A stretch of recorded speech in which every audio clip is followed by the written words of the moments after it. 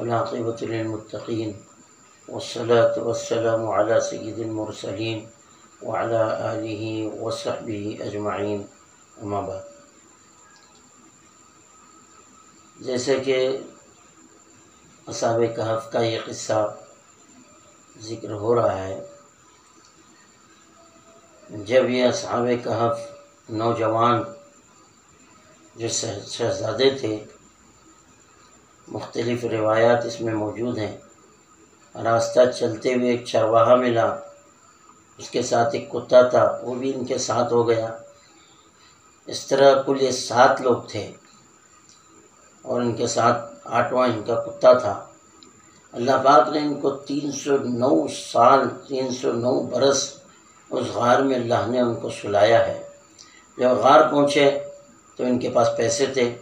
جو ان میں سب سے سمجھدار تھا وہ گاؤں جاتا، خبر لاتا کہ دقیانوس جو بادشاہ ہے، جب خبر ملی کہ وہ جہاں سفر پر گیا تو واپس آ گیا ہے، تو ہمارے متعلق کیا پروپیگنڈا ہو رہا ہے، یہ خبر لینے کے لیے شہر جاتا، پہاڑی سے نیچے اترتا، دکانوں میں لوگوں سے ملتا، اپنا بیس بدل کے جو شاہی لباس تھا وہ لباس کو بدلتا تاکہ لوگ اس کو نہ پہچانیں، خبر لا کے اپنے ساتھیوں کو بتاتا کہ وہ ہمارے قتل کا ارادہ کرتا ہے اور اس کے آدمی ہمیں ڈھونڈ رہے ہیں کہ یہ نوجوان جو شہزادے تھے کہاں چلے گئے۔ خیر، مغرب کا ٹائم تھا، کھانا انہوں نے کھا لیا، کھانا کھانے کے بعد انہوں نے آرام کیا۔ جب یہ سو گئے، نیند آئی، سوئے، جب یہ سو کر اٹھے ہیں تو کوئی کہہ رہا ہے کہ ہم نے آدھا دن سویا، کوئی کہہ رہا ہے ہم 1 دن سوئے۔ اس طرح اللہ پاک نے ان کے سونے کی مدت کو ان سے چھپا دیا، انہیں اس کا علم نہیں رہا، کیونکہ اللہ تعالیٰ یہ بتانا چاہتے تھے کہ اس زمین پر اللہ کا یہ دستور ہے، جو مرے گا والبعث بعد الموت، کہ اس کی موت کے بعد دوبارہ اسے اٹھایا جائے گا۔ اللہ نے 300 برس سے سلا کر ساری دنیا کو قیامت تک اس واقعے کو زندہ رکھ کر یہ بتا دیا کہ اللہ تعالیٰ مرنے والوں کو دوبارہ اٹھائیں گے، والبعث بعد الموت، کہ موت کے بعد دوبارہ اٹھایا جائے گا۔ کیونکہ بے ایمان کا، غیروں کا اس پر ایمان، غیر اس بات کو مانتے ہیں کہ مرنے کے بعد چاہے دفن کیا جائے یا چاہے جلا دیا جائے، کوئی دوبارہ مٹی سے نہیں اٹھے گا، اس کا کوئی حساب کتاب نہیں ہوگا۔ لیکن یہ ایمان والوں کا اس بات پر یقین ہے کہ مرنے والوں کو دوبارہ اٹھایا جائے گا۔ اللہ نے ایک زندہ مثال ان نوجوانوں کی رکھی جو اصحاب کہف ہیں، جو غار والے ہیں۔ جب یہ 300 سال کے بعد اٹھے ہیں تو ان میں جو تملیقہ تھا، جو ہوشیار، بڑا سمجھدار، عقل مند، وہ گاؤں کی طرف چلنا شروع کیا۔ جب شہر پہنچا تو دیکھا کہ شہر کی کیفیت بدل چکی ہے،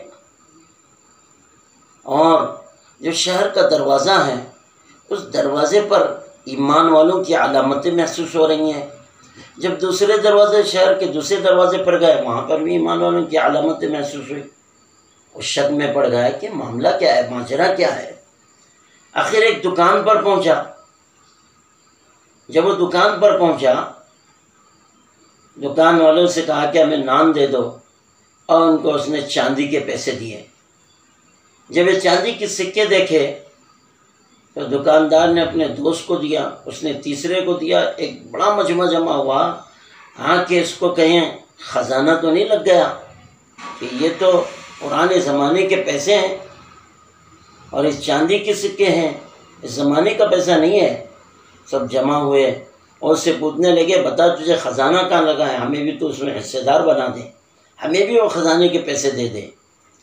آخر وہ سمجھ نہیں پا رہا تھا تملیقہ کہ ماجرا کیا ہے، کہ میں اسی شہر کا ہوں، فلاں محلے کا ہوں، اور جب اس نے نام بتایا کوئی پہچاننے کو تیار نہیں، اس نام کا کوئی ہے نہیں۔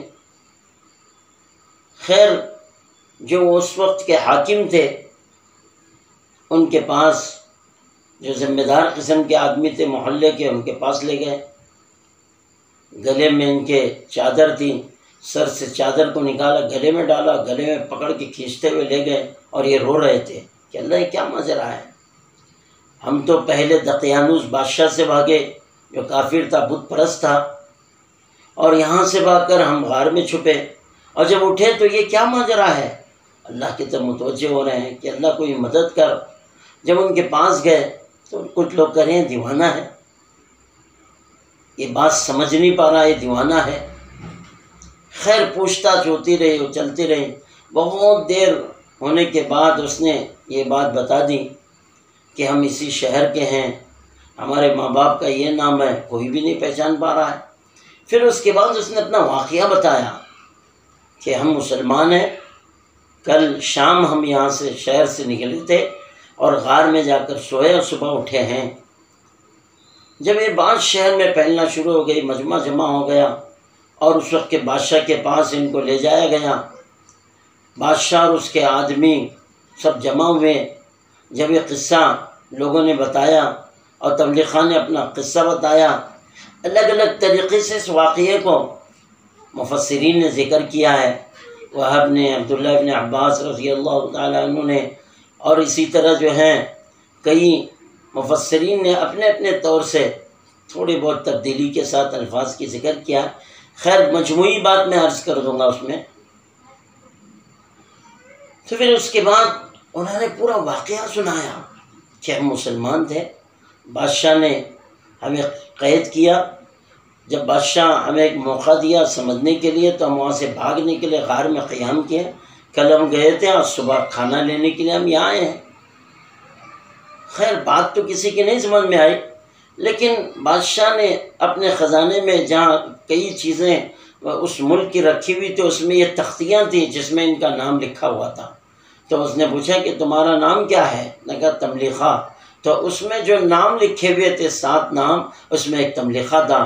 تو ان کو یقین ہو گیا کہ ایک قصہ گزرا ہوا ہے، ایک زمانے سے بات چلتی آ رہی ہے، کچھ نوجوان اس شہر سے بھاگ گئے اور چھپے ہوئے غار میں تھے، اور غار کا دروازہ بند کر دیا گیا، اور غار کے دروازے کے کھولنے کا بھی بڑا عجیب واقعہ ہے کہ بارش زوروں سے آنا شروع ہو گئی، تو بکریاں لے کے ایک چرواہا بکریاں چرا رہا تھا، تو اس نے سہارا چاہا کہ بکریوں کو بارش نہ لگے، تو جب وہ آیا تو ایک دروازہ کھولا، دیوار تھی، دیوار کو ہٹایا، دروازہ کھولا، دیوار کو توڑ کر نکالا، اور دروازہ تھا، دروازہ کھولا تو دیکھا کہ یہاں کچھ لوگ ہیں۔ تو یہ غار کو، جتنے غار تھے اس زمانے کے بادشاہ دقیانوس نے وہ غاروں کو بند کرایا تھا کہ اگر یہ غار کے اندر ہیں تو یہ یہیں مر جائیں اور یہیں گھٹ کر مر جائیں بغیر کھانے کے۔ خیر اس طرح کے واقعات ذکر کیے گئے۔ تو اصل بات یہ ہے کہ بادشاہ اس کے لوگ ملنے کے لیے غار پر آئے، اور وہ جتنے ساتھی تھے ان سے ملاقات کی، ان کو بتایا کہ تم 1 دن 2 دن 3 دن 10 دن نہیں سوئے، بلکہ اللہ پاک نے 309 برس تمہیں اس غار میں اللہ نے سلایا ہے۔ اللہ تعالیٰ کی ایک نشانیوں میں سے ایک نشانی بن گئی۔ اور جب یہ اٹھے آپس میں کہہ رہے ہیں ہم نے آدھا دن سویا، 1 دن سویا، 2 دن سویا۔ خیر یہ دلیل بن گئی اس زمانے کا، جس زمانے میں اللہ نے ان کو اٹھایا، اس کئی بادشاہ اور کئی دور گزر چکے تھے۔ تو اس وقت کا بادشاہ مسلمان تھا، اس نے ان کا بڑا اکرام کیا، عزت کی، اور تمام لوگ ان سے ملاقات کیے۔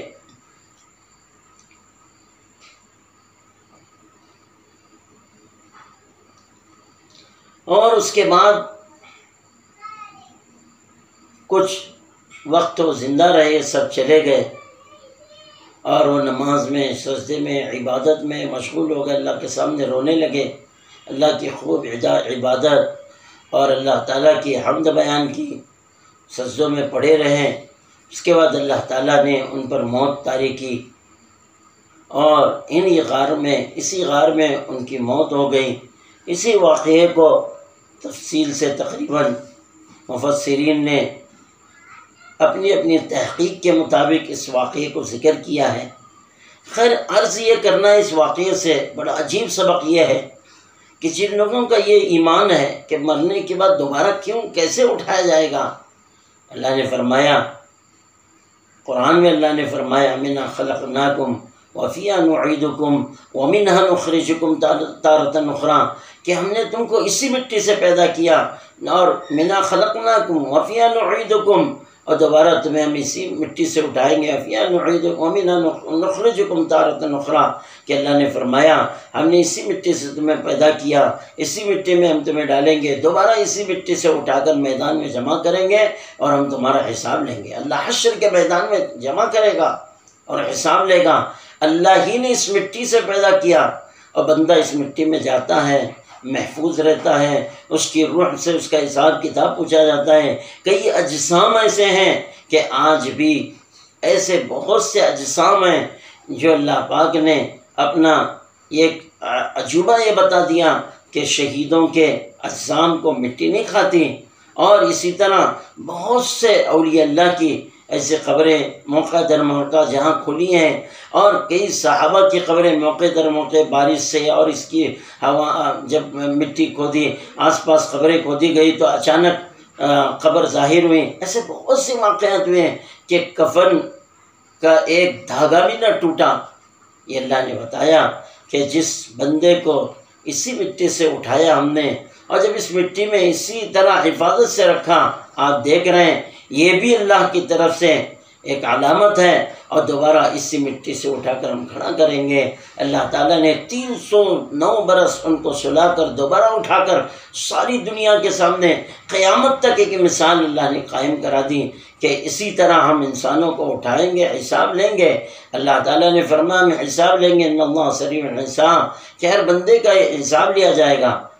کما تحیون کما تموتون کما تموتون کما تحشرون، کہ جیسے اللہ پاک نے تمہیں زندگی ہم نے گزاری ہے، اور ایسی ہی ہمیں موت بھی ہے، اور ایسی اللہ کی طرف سے حشر بھی ہے۔ اللہ تعالیٰ یہ زندگی دیا ہے، اس کی قدر کرنا ہے۔ جس طرح اس اصحاب کہف نے، ان نوجوانوں نے اللہ کے سامنے رو رو کے اللہ کو راضی کیا، اللہ تعالیٰ نے دشمنوں سے اور کافروں سے اور اسی طرح بت پرستوں سے اللہ نے جس طرح ان نوجوانوں کی حفاظت کی ہے، ایسے ہی اللہ نے بتایا جو ہمارا کام کرتے ہیں، جو ہمارے دین کی محنت میں لگتے ہیں، جو عبادت میں لگتے ہیں، اور جو نماز میں اپنا وقت لگاتے ہیں، جو اللہ کی تحریر اور اللہ تعالیٰ کی حمد و ثنا بیان کرتے ہیں، اللہ کے اوامر کی حفاظت کرتے ہیں، ہم ان کی بھی حفاظت ایسی ہی کریں گے جیسے اصحاب کہف کی ہم نے حفاظت کی۔ یہ نوجوانوں کے لیے اور قیامت تک کے آنے والے انسانوں کے لیے ایک سبق ہے۔ جو اللہ کے دین کی محنت کرے گا، گناہوں سے بچے اور غیبت سے بچے، بدکاری سے بچے، نافرمانی سے بچے اور خیانت سے بچے، اپنے آپ کو نیک صالح ایک اچھا بندہ بنا کر اللہ کے سامنے اپنے آپ کو پیش کرنے کے یہ اچھا موقع اللہ نے عطا فرمایا۔ ان قصوں کے بیان کرنے کا اللہ کا یہی مقصد ہے۔ جس طرح ان نوجوانوں کی ساری ضرورتوں کو اللہ پورا کرتا رہا اور ان کی حفاظت بھی کی اور انہیں سلایا بھی، اٹھایا بھی اور ساری دنیا کے لیے نمونہ بنایا، ایسے ہی اللہ تعالیٰ کرنے والے ہیں، قادر ہیں۔ ان اللہ علی کل شیء قدیر، اور اللہ تعالیٰ جو چاہے کر سکتے ہیں۔ ان اللہ یفعل ما یشاء، بے شک اللہ تعالیٰ جو چاہے کر سکتا ہے، اس کی قدرت ہے، اسی کا امر چلتا ہے، اسی کا حکم چلتا ہے۔ جس نے اسے راضی کر لیا اس نے سب کچھ پا لیا۔ کما تدین تدانو، جیسا کرو گے ایسا پاؤ گے۔ دنیا میں جیسی محنت ہوگی، جس لائن کی محنت کرو گے، جس لائن میں وقت گزارو گے، موت بھی اسی پہ آئیں گی۔ دین کی محنت میں، دین کے کام میں، عبادت میں اسی طرح موت آئیں گے۔ اللہ تعالیٰ ہم سب کو صحیح عمل کی توفیق عطا فرمائے۔ اللہ تعالیٰ ان نوجوانوں کی طرح ہمارے نوجوانوں کو بنا دے۔ وآخر دعوانا الحمد للہ۔